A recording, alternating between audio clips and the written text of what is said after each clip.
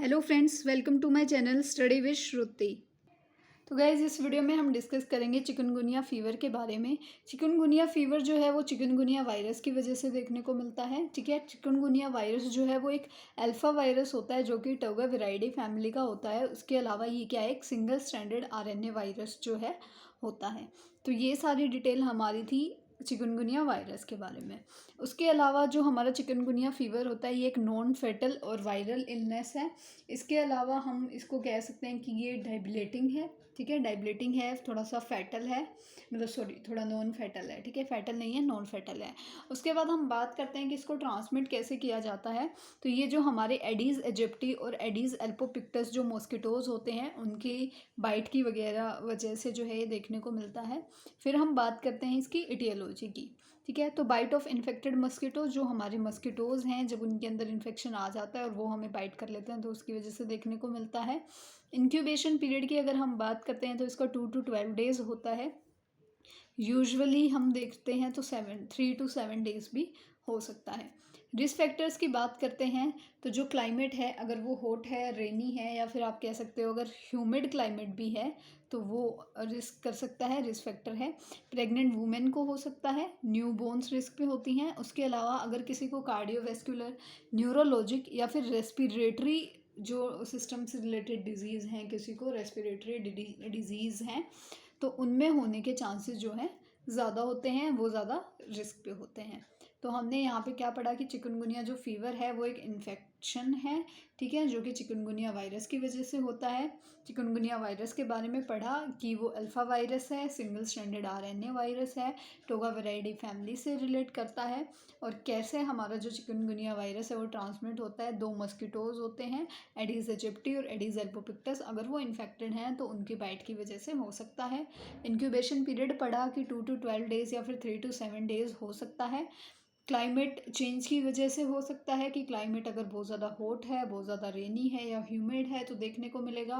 Pregnant women में, new बोर्न्स में, या फिर उन पर्सनस में जिनको कार्डियोवैस्कुलर, न्यूरोलॉजिक या फिर रेस्पिरेटरी टाइप्स डिजीज़ हैं तो देखने को मिलेगा। अब हम बात कर देंगे इसकी पैथोफिजियोलॉजी की। चिकनगुनिया जो है एक वेक्टर बोर्न वायरस है। ठीक है, यानी कि मस्किटोज़ वगैरह की बाइट वगैरह से जो है हम में होता है।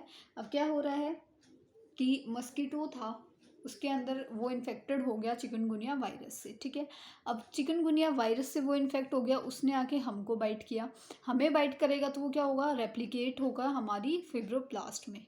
ठीक है, चिकनगुनिया वायरस हमारे अंदर जाके क्या होगा, जो फिब्रोब्लास्ट है डर्मिस का, वहाँ पे जाके वो क्या हो जाएगा, रेप्लिकेट होना शुरू हो जाएगा, खुद को रिप्रोड्यूस करेगा, या हम कहेंगे मल्टीप्लाई करना खुद को शुरू कर देगा। ठीक है, अब वो खुद को मल्टीप्लाई करना शुरू करेगा वहाँ पे डर्मिस की लेयर में। उसके बाद वो क्या करेगा, हमारे ब्लड में जाएगा। ब्लड के बाद वो कहाँ है, डिसमिनेटेड टू लीवर, लीवर तक पहुँचेगा, फिर मसल लिम्फोइड टिश्यूज़ तक, फिर कोरोइड प्लेक्सिस तक, और उसके बाद जॉइंट्स तक।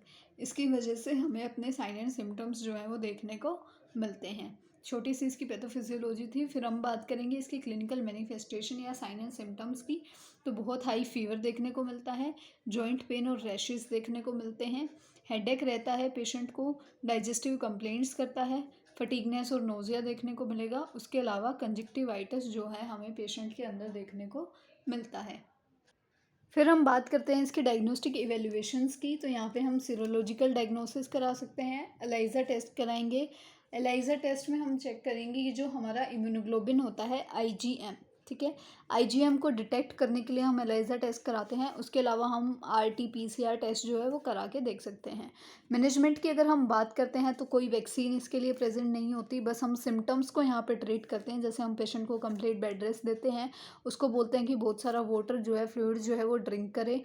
उसके अलावा हम पीसीएम और एसिटामिनोफेन पेशेंट को प्रोवाइड करते हैं।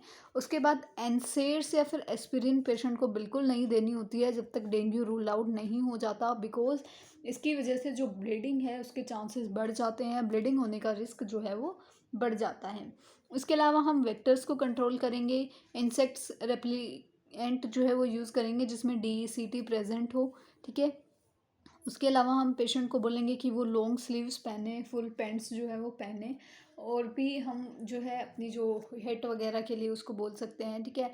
वाटर वगैरह जो है प्रॉपर हाइजीन मेंटेन करें, अपने आसपास साफ़ सफाई रखें, ठीक है। मस्किटोज़ वगैरह का लिए वो नेट यूज़ करें सोने से पहले। तो ये सारी चीज़ें हम पेशेंट को बोल सकते हैं। उसके बाद कॉम्प्लिकेशंस क्या होती हैं जो अगर हम चिकनगुनिया को टाइम पे ट्रीट नहीं करते हैं, तो मायोकार्डाइटिस हो सकता है, हेपेटाइटिस हो सकता है, हेमरेज हो सकता है। इसके अलावा गुइलेन बेरी सिंड्रोम्स जो है वो हमें पेशेंट में देखने को मिल सकता है।